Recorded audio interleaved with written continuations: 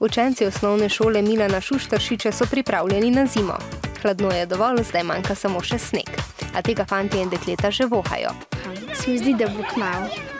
Je bil že skrajni cajt, da bi bil, ne? Se snega veselim zaradi tega, ker se s prijatelji kepamo, pa mavžemo, pa snežake delamo. Ko bo sneg, bom smučala, ker to zelo rada počnem. In smučarska sezona se bo odprla že ta konec tedna. Po smučiščih boste že jutri lahko povzeli na Voglu, Krvavcu in Rogli. Če bo vreme primerno, pa tudi na Arhu, Golteh in v Kranjski Gori. Kombinezon pa bundo sem že malo probal, drugega bom pa še malo kasneje. Probala sem že te pancerje, sam smuče, morava pa še kupiti z mami.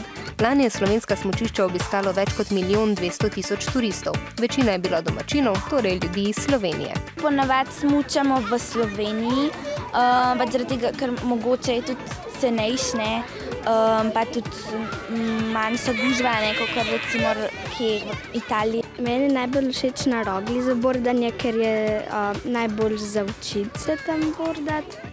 Ampak se veste, ni važno kje, samo da se imamo fajn, tudi na snegu.